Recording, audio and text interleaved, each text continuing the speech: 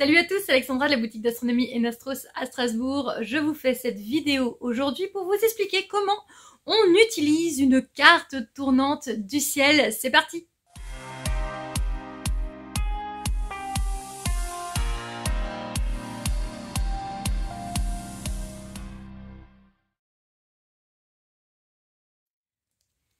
Alors déjà, la carte tournante du ciel, à quoi elle sert? Elle nous permet de savoir quelles sont les constellations au-dessus de notre tête en fonction de l'horaire et de la date à laquelle vous observez.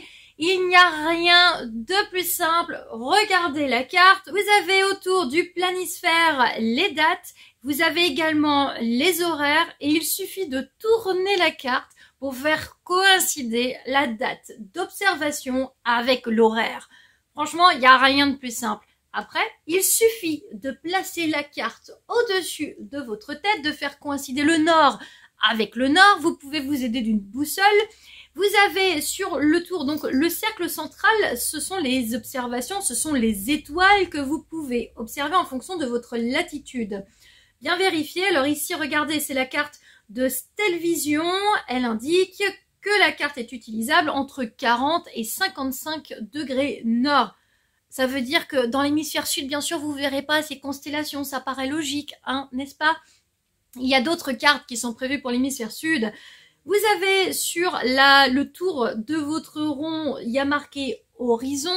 Je ne vous apprends rien, vous savez ce qu'est l'horizon.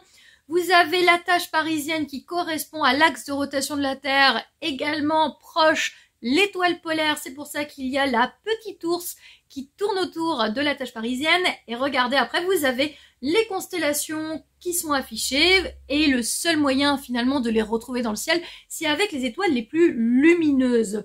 Prenez le temps de bien comprendre, parce que là, ici, vous avez un planisphère, mais bien sûr, votre voûte céleste est bombée. Donc, parfois, on ne se rend pas trop compte des distances. Si maintenant, vous regardez votre milieu de carte, ici, c'est le zénith. Le zénith, c'est lorsque vous regardez au-dessus de votre tête, voilà, c'est quand vous avez un torticolis le lendemain.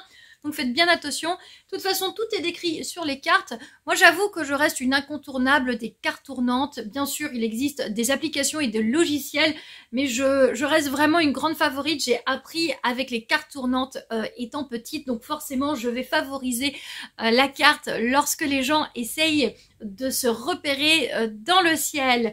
La carte de Stellvision, comme d'autres cartes, par exemple celle de Pierre Bourges, elles ont des petits avantages, c'est qu'elles ont des indications supplémentaires. Regardez la carte, vous avez donc des premiers astres du ciel profond, M13 dans la constellation d'Hercule, M8 dans la constellation du Sagittaire, M57 dans la constellation de la Lyre, et quand vous tournez la page, M42, le double amas de Persée, M31, M45, que nous avons déjà vu ensemble dans mes vidéos le mardi. Ce que j'aime beaucoup aussi avec la carte de Stellvision, c'est que vous avez une partie ici qui est interchangeable, c'est la position des planètes. Bien sûr, les planètes ne sont pas placées au même endroit en fonction de l'année. Elles tournent autour du Soleil, la Terre tourne également autour du Soleil, je vous apprends rien, et donc forcément, elles vont pas avoir la même position d'année en année, alors que les constellations, oui. Donc l'avantage, c'est que cette partie-là est téléchargeable sur le site de Stellvision et vous pouvez donc le changer régulièrement.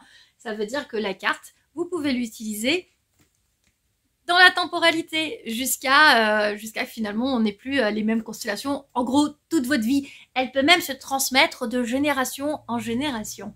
Alors, maintenant, il n'y a plus qu'à retrouver les constellations en fonction de la date. Là, pas forcément, le printemps est là, donc vous allez placer le mois de mars à 22 h par exemple. Attention aussi au changement d'horaire si on est en hiver ou en été, car c'est encore actuellement le cas.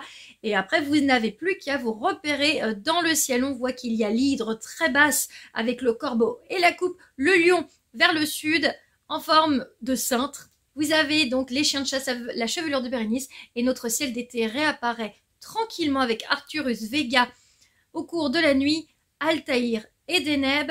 Et donc forcément, si vous remarquez aussi quelque chose, vous constaterez que votre ciel à une certaine période peut correspondre à un autre horaire, à une autre période de l'année.